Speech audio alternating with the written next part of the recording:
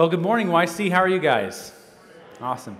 Hi, Atwater, and everybody watching online. Glad you guys are with us. So today, I get a really cool opportunity to be able to be the guest speaker today and go over one of the Bible's most rewarding and exciting topics, the tithe. And yes, I'm going to be talking about money in church, so nobody get up and run right away. He is, obviously. Sorry, buddy.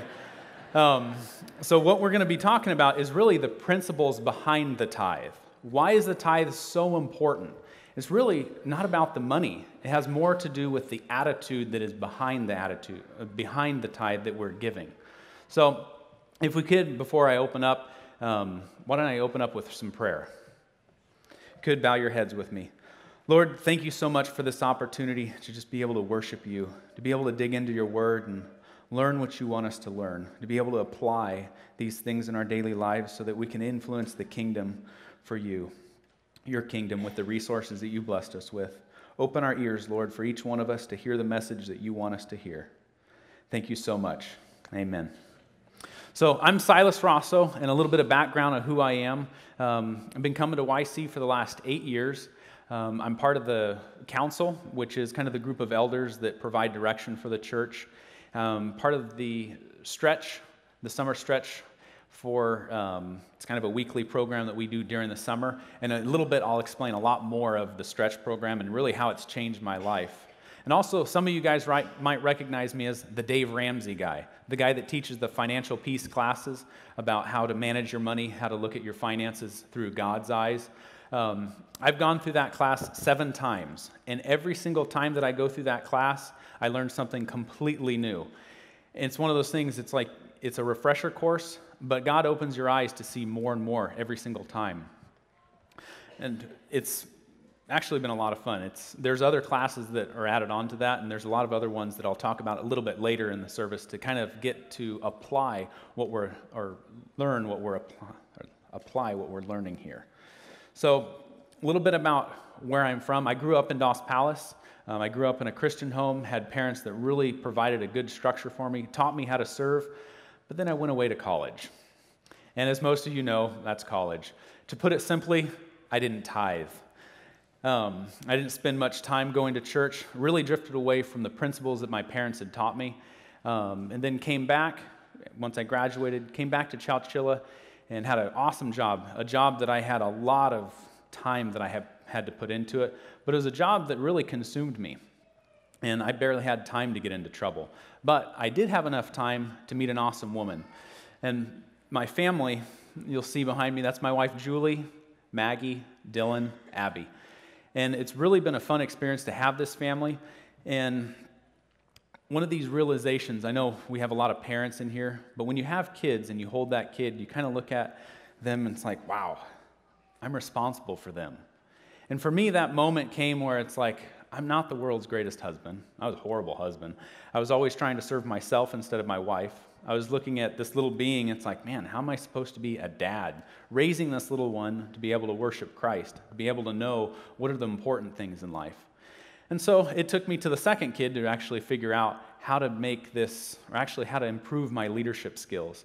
And at that same time, that's when I got involved with the summer stretch program that we have here at YC. And it's a program that we meet on on a Tuesday mornings, 6 o'clock in the morning. That's the commitment that we have to put into it. But we also, the first year that we focus on memorization and memorize the entire chapter of Romans 12, not just a few verses. And for me, that was a huge challenge. When I looked at memorizing things, it was kind of like, yeah, I could do maybe a verse or two, but I was able to get the whole thing. It took me a lot of time and dedication, and it really made me look at how can I expand my capacity for what I'm doing for Christ. It pushed my limits, and that was the whole purpose of the word stretch in there. I stretched spiritually. Physically, we went on a lot of hikes together as a big group of guys, and it was a lot of neat opportunity that I found because I was surrounded myself with guys who were spiritual mentors for me. They were able to provide me direction on both what I should do and what I shouldn't do. How could I be a better husband for my wife? How could I learn to serve her? And most importantly, how did I change my attitude when it came to looking at all this? Because it really became about honoring my wife, honoring my kids, because I wasn't serving my wife. I wasn't serving my kids. I was kind of had a me attitude. and it was a challenge. A lot of those skills that I learned from the summer stretch, how I kind of improved my ability, my capacity, I was able to put in every single category of my life, for Christ, for my family, and also for work. A lot of those things, I looked at work completely different than I ever had before. I looked at an opportunity to witness to others. And I'd kind of just gone through the motions. It's like I had a job, and just going through it. But really, I looked at it as an opportunity to talk to people about Christ, to be an example that they could follow and understand what a Christian really is. And if it wasn't for YC and all the different programs that we have here at Yosemite Church, I don't think I really would have been plugged in the same. We have so many awesome ways to get plugged in here, both for men and for women, for kids. Really look at all the different opportunities that you can get plugged in and learn about what God wants you to do. I'd really encourage you guys, because we're really a church about learning the principles and the truths of the Bible, and how do we apply them in our day-to-day lives. It's kind of a, okay, so what? Now what do we do with it? And really, what we're going to be talking about is, okay, how do we honor God with a generous heart? Okay, now how do we do that? So, who has kids here? Wow, a lot of you. Atwater, that includes you. You have to raise your hand. So, you know a bad attitude when you see one right away. You don't have to have your kid talk to you. You don't have to have that conversation and figure out 5 minutes later, I think they have a bad attitude. You know by the body language. You can see how they act. Their arms are folded. They're just down. You see their clenched fists. You can just see that written all over their face. Well, God is a far more observant parent than we are. He knows your attitude. Right away, He can tell how you're serving Him. And that's really the principle behind the tithe, is really our attitude. And it's being able to relinquish something that we find so dear that's really not ours to begin with, and give it back to Him. Give it to Him. So that's what the tithe and what we're going to be looking at here throughout today's service. So one of the stories that I wanted to tell you guys that helps illustrate really the first time for me that I learned about honor and attitude and about time that I spent was with my lamb named Zach. Now, this is the very first lamb that I raised for 4-H. And I raised a lot of them, but Zach was the first one that I ever had. And when I was 12 years old, I spent a lot of time with Zach. And I raised him for the May Day Fair in Los Banos. And I would walk him 6 days a week, 2 miles every single day. So I spent a lot of time with Zach. And so Zach got to know who I was, and he got to do actually things that most sheep would never be able to do because I spent time training him. Same thing like when we walk with God on a daily basis and we have a consistent quiet time, we understand His words so much more clearly. We can hear His voice. We understand the direction we should be going. Same thing with Zach. When I first started walking him, it was actually kind of difficult. For the first few weeks, I'd get him in the halter, we'd start walking, and he'd give up. He'd just lay down on the ground. So I'd drag him for a few feet, not for a long ways, and he'd pop back up, he'd walk a little bit, and then he'd just give up. And so I kept encouraging, kept him getting up. And over time, he actually just walked side by side with me.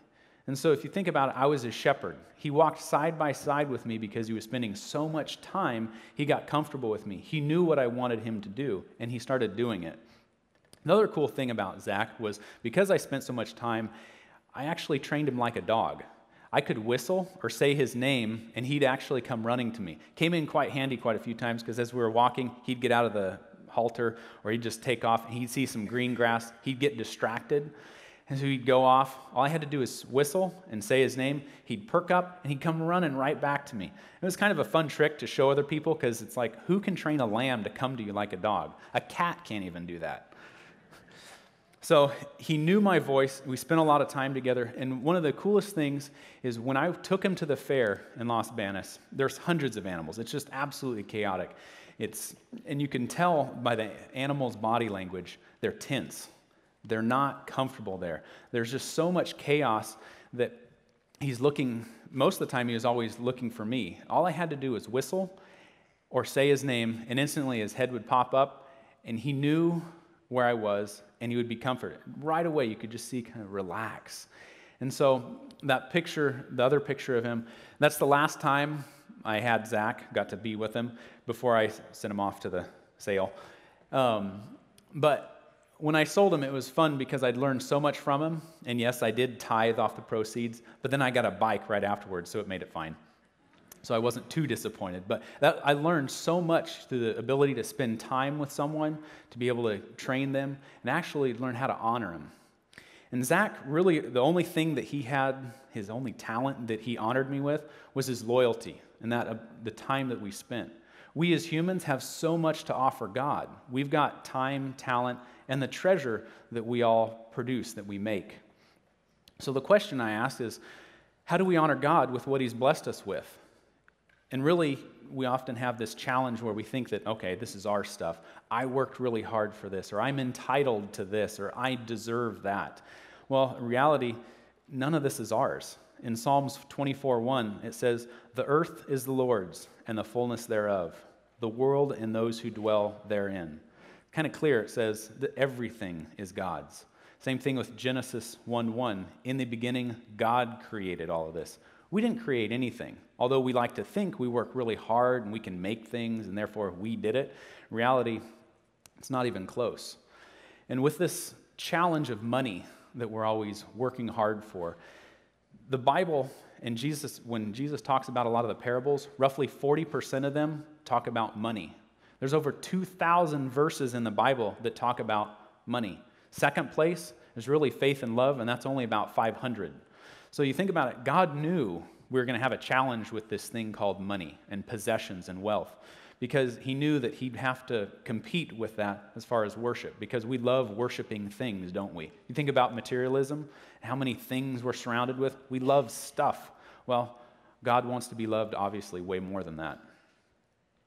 And so you think about the challenges that we have, the financial crisis that each one of us face in different ways. That's God's way of kind of shaking us and reminding us, hey, this is my money. What are you doing? Just put your trust in me. I will take care of this. Because all too often we think we can get through this. We can get through this challenge. But if we just put our trust in him and faith, it makes a big difference. Another thing is, this is really the basis of stewardship. You think about all the resources that we're blessed with, whether it's money, time, talent, tithe, all of these things, these are all things that can be used to do something for God's kingdom. We can improve the value of what it is. It's kind of a return on investment. God looks at all of us and says, hey, I'm going to give you some things. Now, can you do some more with it and make it a better investment? So it's an ROI, really, if you look at how all the God's creation. Same thing with like business and a lot of the organizations that we're all a part of. The purpose for those is to really bring mutual flourishment with God's creation. So how do we take all these things and help others see it as God's kingdom? How do we build his kingdom with all of that? So that's just one of the things that we're also called to be disciples. So if we can't manage our own lives, if we can't manage all these crises, how would you expect an unbeliever, someone that we're trying to have them become a Christian, how can we possibly convince them that this is a life of peace to live? So if we're having financial struggles and they look at us and it's like, yeah, I don't want what you have. You have problems. I already have my own. So what's the difference? Really, you need to make it a point to get finances under control so that people, when they see you, there's an example to follow and say, wow, there's peace there. There's contentment. So I look at what's interesting in the Bible. I look at how God compares us to sheep. So often that there's always sheep running around, and he's always explaining, it's like, okay, where's the greener pastures? And just like with Zach, there was always things that were distracting him, just like I was distracted with things. So how is God trying to get your attention?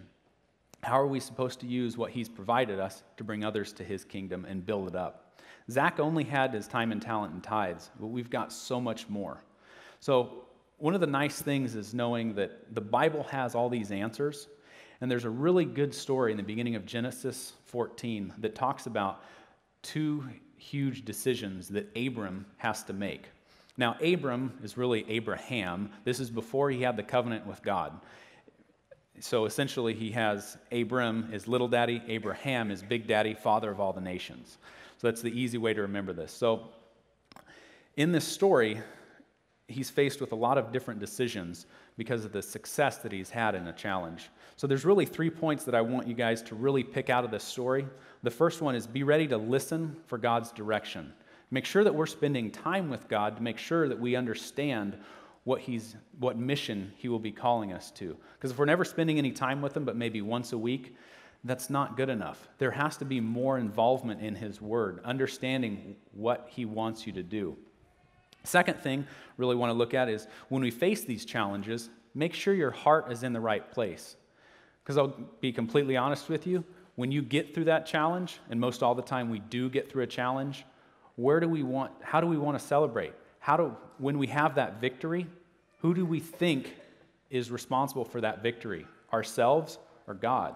If our attitude is in the wrong place, most likely we're going to be accepting the credit for this challenge that we just went through and we overcame. In reality of it, our heart needs to recognize that God is the one that's given us the strength to endure through whatever that challenge is. And just like what Abraham is actually going to face in this story, it's the same thing.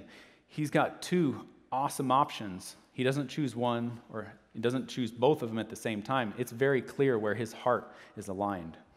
Really, the third is Abraham paid a tithe out of honor, out of worship, had no obligation behind it. And that's probably one of the most important parts that we're going to focus on today, is this tithe has nothing to do with obligation. It is an act of worship. So if you want, let's turn there. I'm just going to give you guys a real quick summary of the first 10 verses of chapter 14, because there's a lot of kings' names that are really hard to pronounce.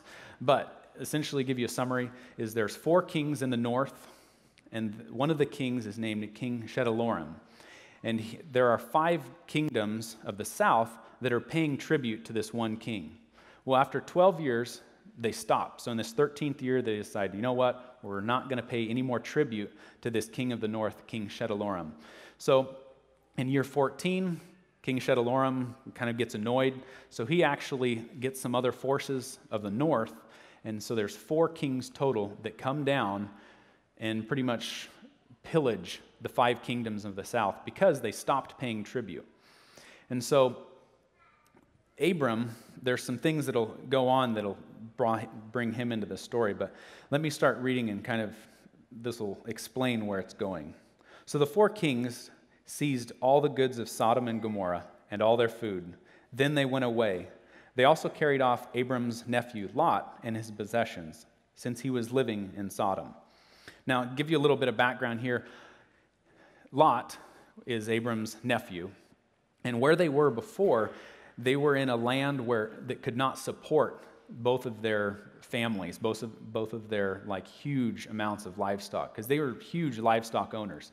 So Abram essentially gave Lot the choice. It's like, hey, you move wherever you want, you get first pick.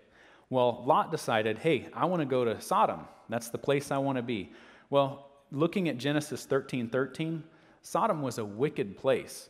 And in that verse it says that the men of Sodom were sinning greatly against God and were very wicked.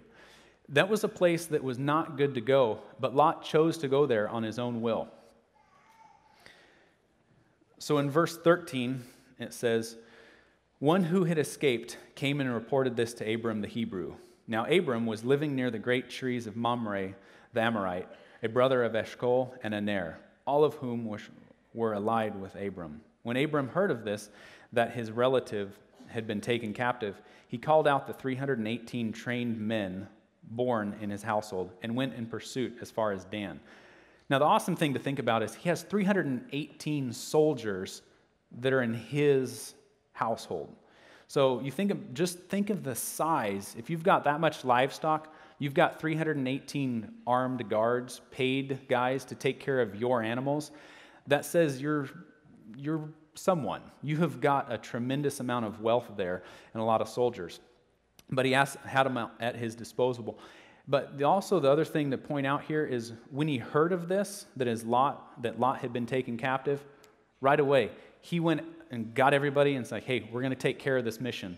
God has pretty much said, hey, there's a problem, we need to fix it. He didn't hem and haw and take time, but right away he jumped at the opportunity and said, yep, I'm going after him. We've got to take care of this.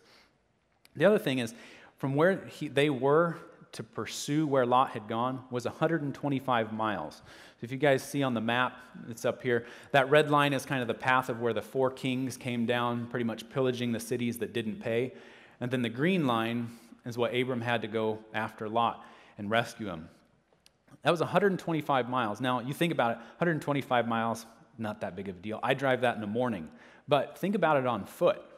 They're pursuing on foot. That's like going down to Bakersfield or past Sacramento by foot to pursue. And that's just to get to the fight. Think about it. Going the distance for God, that's a lot of work to do that. But it's something he did. So in verse 15, it says, during the night, Abram divided his men and attacked them and routed them, pursuing them as far as Hobah, north of Damascus. He recovered all the goods and brought back his relative Lot and his possessions, together with the women and the other people.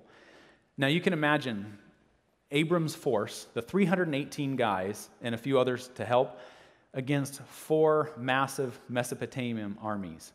That is huge. You think about the challenge that he was faced up against, although just like a lot of us are faced up against a huge challenge, but if it's God's will, he's going to give you that strength to endure. And you think about it, our minds, the way that we think so often is, it's like, oh, do I have to do that? I'm so tired. We feel like we hit a wall. There's a really interesting fact with Navy SEALs. It's called the 40% rule. And the thing about this is when your mind tells you that you're about to give up or you want to stop, you're only 40% of the way. You still have capacity to do the other 60%. So really, when we're in a challenge or we think we want to give up, and it's like, does God really want me to do this? Does he want me to pursue my lost relatives that have gone to a place, or maybe they're not believers? Does he really want me to go this far? Remember, you've got so much more. God will give you the capacity. So that brings us to another point in the notes that says, when God calls you to action, he'll give you the strength to endure. Just like what he's given Abraham, that strength to endure this massive chase, essentially. And remember, he went the 125 miles, plus he pursued him for another 50 miles. So that's really our church's calling, is to go after these people who are distracted, who are unbelievers. How do we bring them to Christ and really show them who Christ is?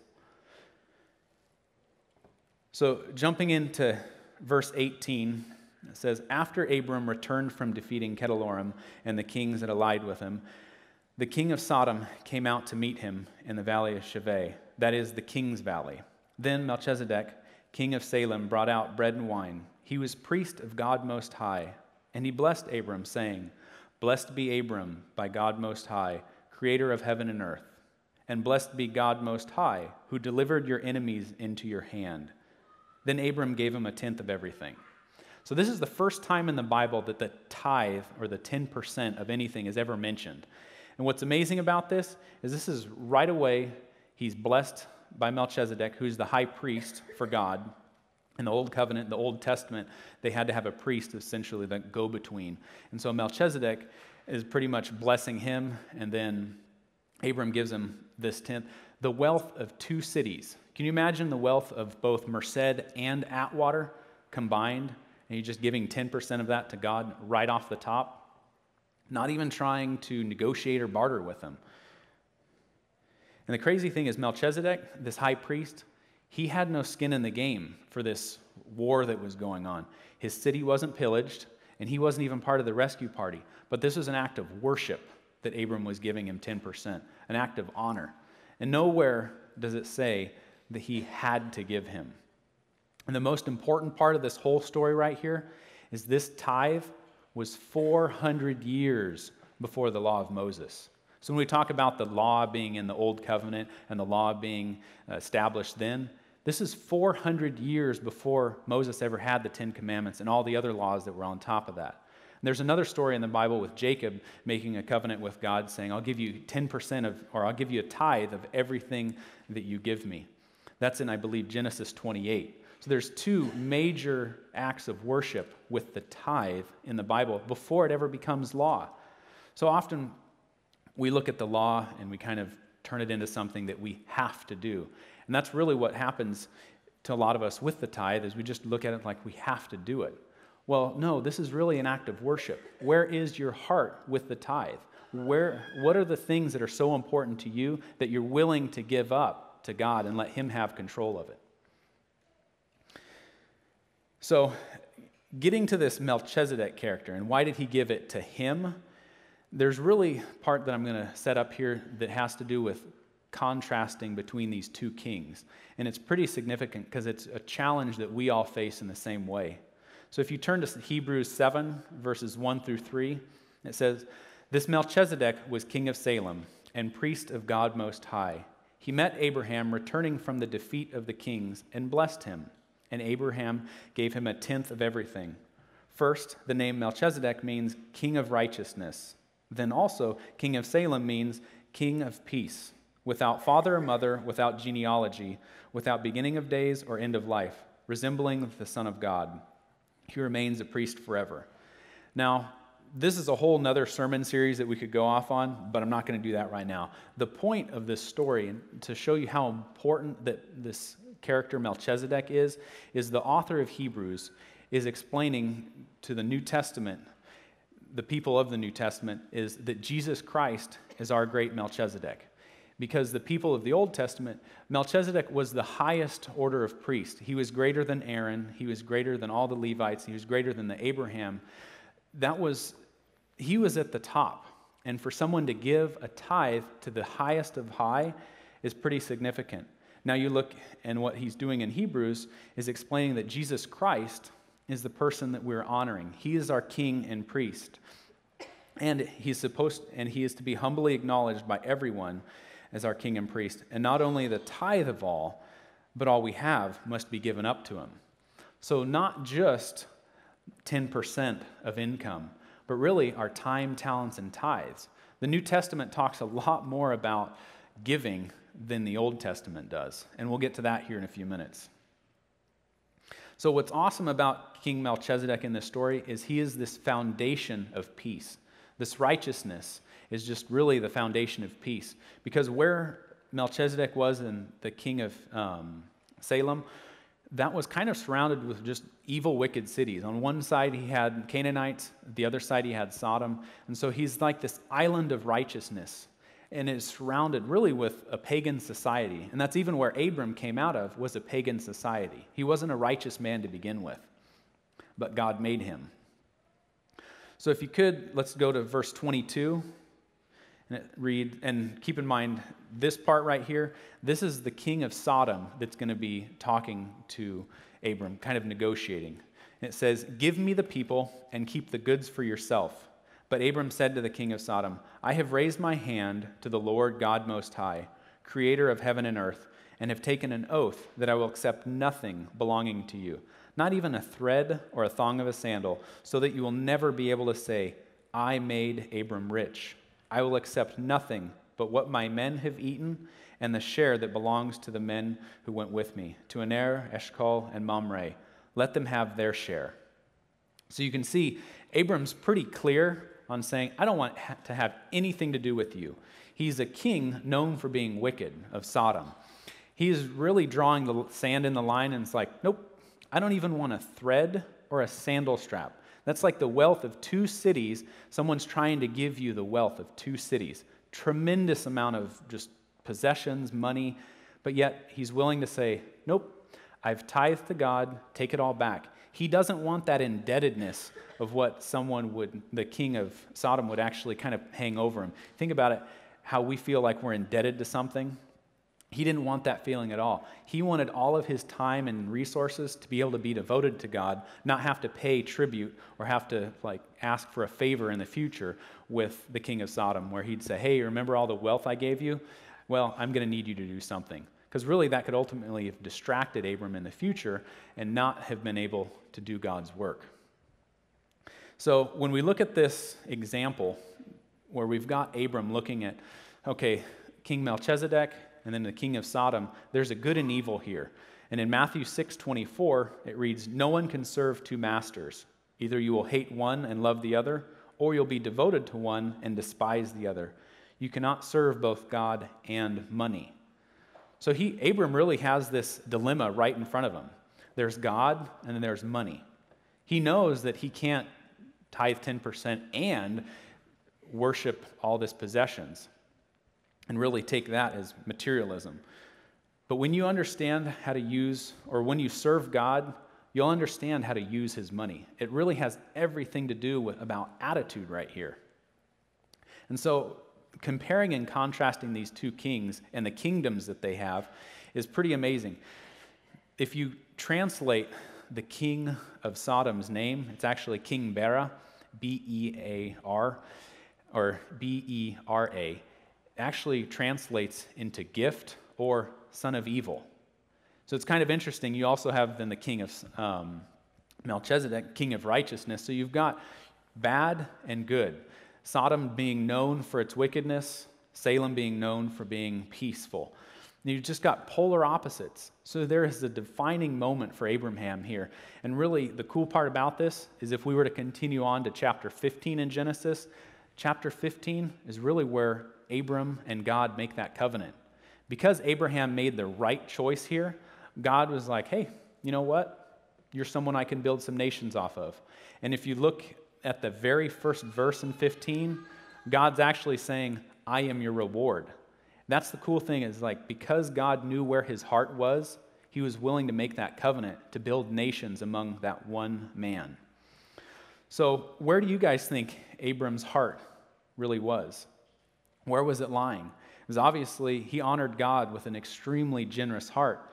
And that was really the first priority of the tithe. It's seeking his kingdom first. So are you spending money? Or are you seeking God's kingdom first? I know we can all get distracted with the materialism that we're surrounded with and not serve God. One of the things that I want to be real clear with is there's nothing wrong with having money. There's nothing wrong with having possessions. But the minute that we start worshiping those things and we start having those things become more important than God, that is the problem that we have. So obviously when we tithe, we're not thinking about, hey, if I tithe, I'm going to get a huge return back, or I'm going to get a new car because I gave $10. No, that's not what we're talking about here. It's talking about the attitude that follows this. God gives us all kinds of other blessings. And if you think about it, the promise of the tithe is really important, and I'll get to that here. But first, it's the principle of the tithe. A heart that loves God just can't help but give to the things that are important to God. So when you're really focused on it and on Him, you'll be giving to the things that build His kingdom that are important to Him. So if you turn to Matthew 22, 36, and 37, Jesus is actually explaining what's important to Him. And to kind of set the stage for this verse is, imagine, and this is right before Jesus is crucified, because essentially this is the Pharisees trying to trip Jesus up with asking him, what's the most important law out of all of them? There's over 600 different laws at this time in the law, and they're trying to trip him up. They want him to make a mistake, so they have an excuse to go after him.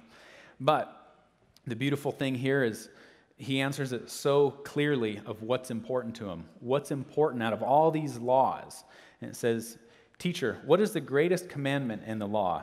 Jesus replied, "Love the Lord your God with all your heart and with all your soul and with all your mind."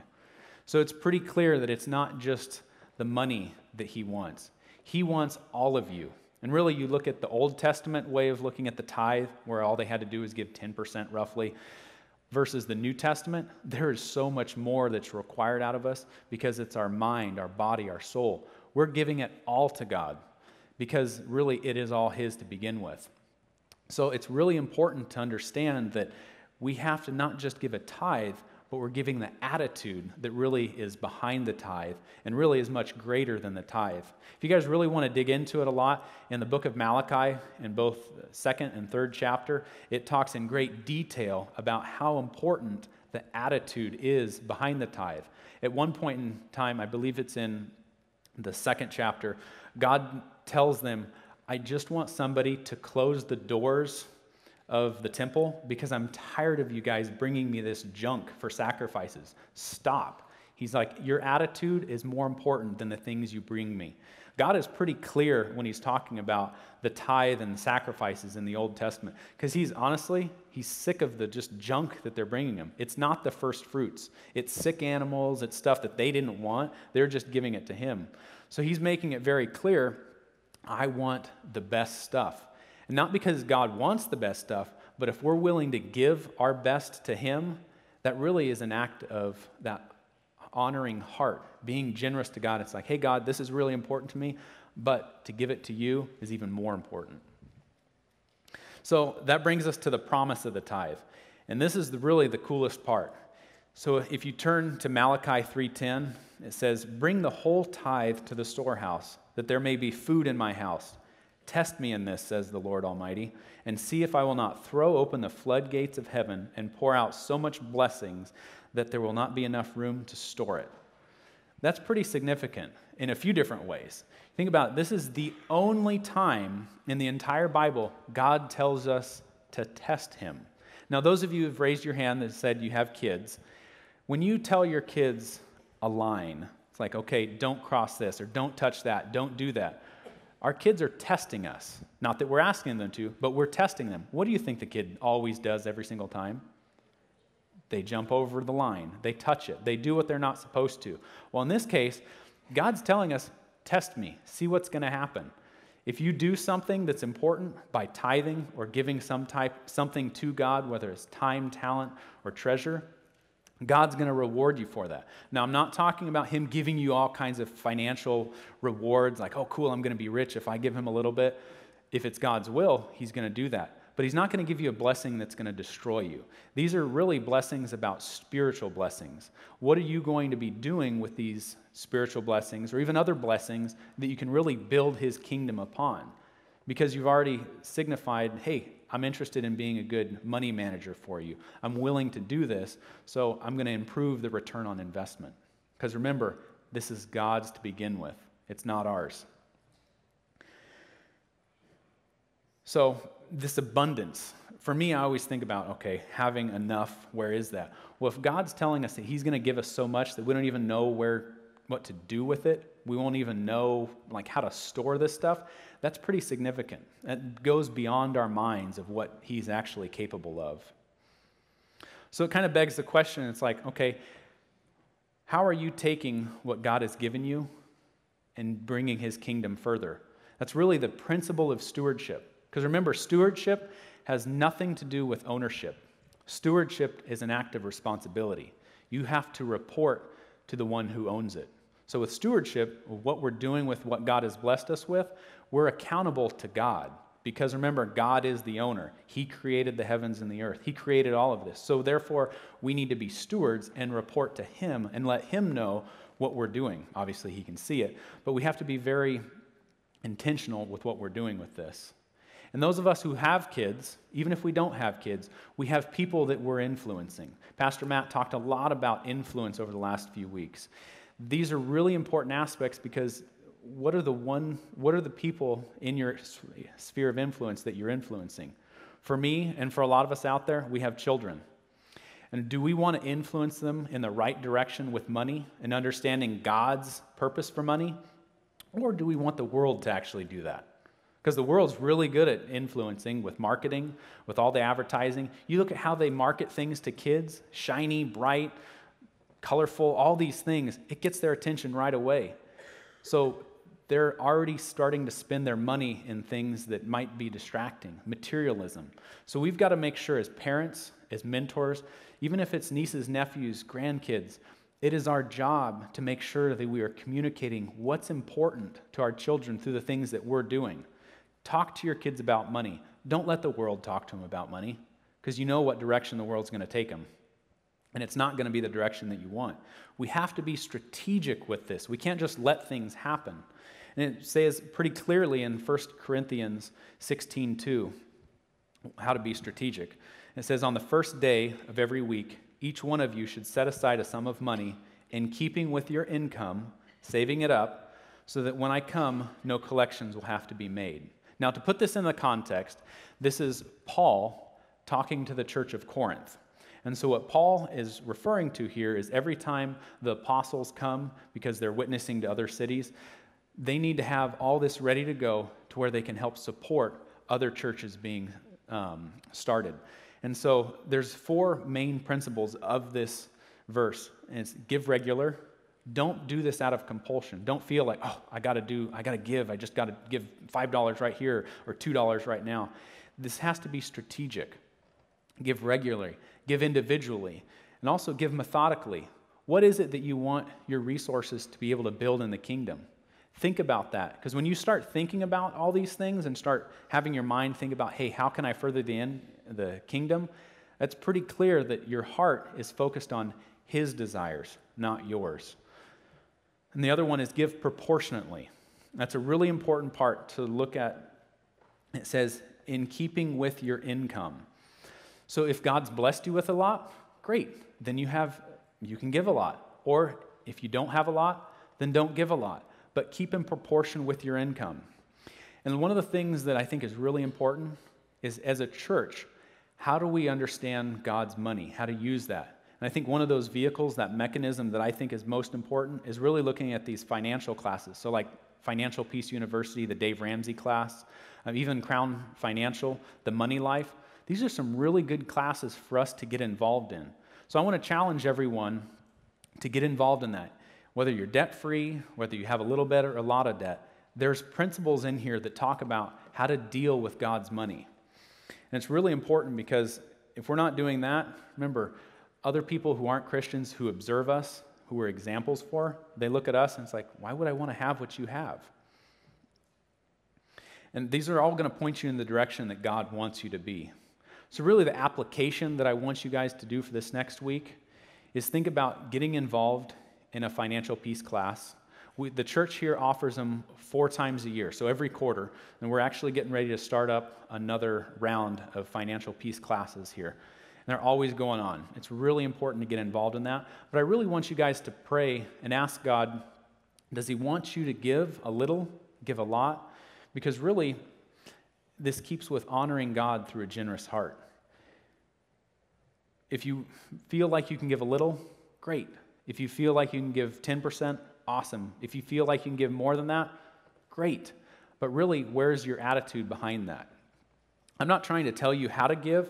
I'm just simply telling you that God shared His money with you, and then He wants to know with the expectation of you investing that money back into His kingdom.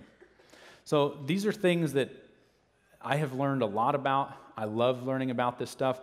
And if you guys got questions, please send me an email. My email is in the bulletin. It's srosso@yosemitechurch.com. If you've got questions, I would absolutely love to be able to help you guys with that. And I think as we're getting ready to close, I want to share probably one of the best stories of honor that has happened recently to me. With my son, Dylan, it was really kind of an amazing story. A few weeks ago, my dog that I've had for almost 12 years, she died. She was an awesome dog. She was a Border Collie McNabb, and she was obsessed with fetch. And so I could take a little rock, a ball, anything. I'd throw it, and she would always bring it back to me. And she wouldn't just drop it there. She'd actually put it directly on my foot. She wanted to serve me so much. She just loved this game of fetch. Well, she was getting old, and she died. And so, of course, being a dog for 12 years and one that I really liked, it was heartbreaking. It was hard for me. I was really disappointed.